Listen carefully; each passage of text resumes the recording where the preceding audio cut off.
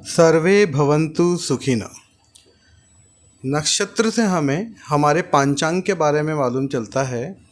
चंद्रमा जिस समय हम लोग जब पैदा होते हैं और चंद्रमा जिस नक्षत्र के चरण में विचरण कर रहे होते हैं, तो उस नक्षत्र से संबंधित जो जानकारी होती है वो हमें हमारे लग्न में प्राप्त होती है, हमारे जन्म पांचांग में वो प्राप्त होती है।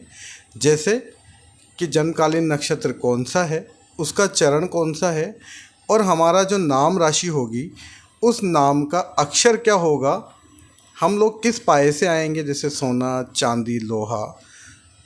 वर्ण क्या होगा, क्षत्रिय, ब्राह्मण, शूद्र। वैश्य क्या होगा, चतुर्पाद होंगे या किस तरह से होगा। नाड़ी कौन सी होगी या हमारी योनि कौन सी है उस नक्षत्र के अकॉर्डिंग, और हमारा गण क्या है, ये हमें हमारे नक्षत्र से ही मालूम चलता है।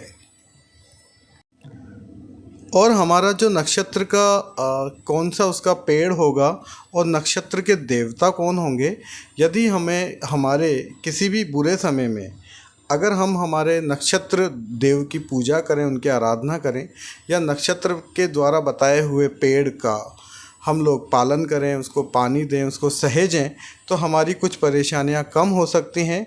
नक्षत्र को हम अपने अनुकूल बना सकते हैं। यहाँ हमने हर नक्षत्र की सारणी में उसकी विशेषता बताई हुई है कि वो नक्षत्र की क्या क्या विशेषता हैं, उसका कौन सा पेड़ है और उसके कौन से देवता हैं, ताकि हम लोग उसकी आराधना कर सकें और हमेशा नक्षत्र को अपने अनुकूल बना सकें। नक्षत्र क्रमांक में 25वें नंबर का नक्षत्र पूर्व भाद्रपद नक्षत्र होता है।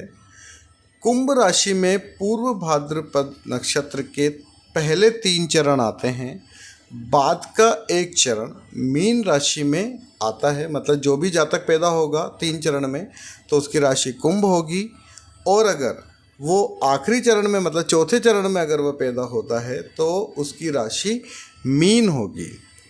इसकी विशेषता में सक्रियता में ये निष्क्रिय होता है। वर्ण इसका ब्राह्मण का होता है। निर्माण क्षमता निर्वाह या विसर्जन में इसकी जो क्षमता है वो निर्माण की है, निर्माण क्षमता होती है। दिशा नीचे की तरफ है। लिंग इसका पुरुष है। नाड़ी वात है। 3 तरह की नाड़ी होती है, वात, पित्त, कफ। तो इसकी जो नाड़ी है वात है। स्वभाव इसका उग्र है, बर्बर। गुण इसका सात्विक है। योनि जो है वो सिंह की है, लोइन की, शेर की। वर्ग मनुष्य। तत्व तेजवह है। दशा स्वामी है बृहस्पति देव, और इनकी जो दशा रहेगी वो 16 साल तक के लिए रहेगी। चिन्ह जो है मृत्युशैया का अगला भाग। पूर्व भाद्रपद का जो चिन्ह है वो है मृत्युशैया का अगला भाग। और जो देवता है अर्जक पद, रुद्र का दूसरा रूप है अर्जक पद। जो भी व्यक्ति पूर्व भाद्रपद नक्षत्र में पैदा हुआ है उसके प्रथम देवता अर्जक पद हुए, उसको उसकी उपासना करनी चाहिए ताकि वो अपने भाग्य में वृद्धि कर सके और अपना जो बुरा समय है उसको वो कम कर सके। नक्षत्र वृक्ष आम का पेड़, आम्र का पेड़ है, उसको वो लगाए अपने हाथों से, उसे सींचे, वो उसके भाग्य में वृद्धि करेगा। पाया जो होगा वो सोने का पाया होता है। सोने का पाया अत्यधिक शुभ नहीं माना गया है।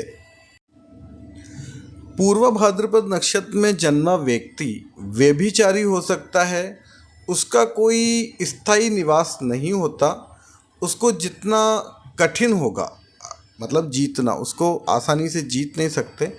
वो जीवन के आनंद लेगा और राजा से धन प्राप्त करेगा, अर्थात वो सरकारी नौकरी में जा सकता है। उसकी आयु लंबी होती है। ऐसा व्यक्ति निडर वक्ता होता है और कई बार वो कंजूस भी हो सकता है, और ऐसा व्यक्ति स्त्रियों से फ़ायदा उठाने वाला होता है।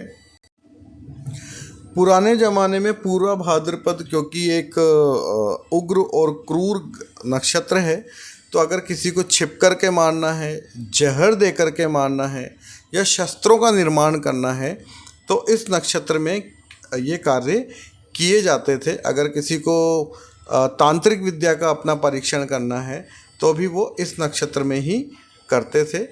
पूर्वा भाद्रपद एक अधोमुखी नक्षत्र है, मतलब जिसका मुंह नीचे की तरफ है, इसलिए इस नक्षत्र में पानी की टंकी बनाई जा सकती है, कुएं खुदवाए जा सकते हैं, मंदिर का निर्माण किया जा सकता है और खनन यानी खान का कार्य भी किया जा सकता है।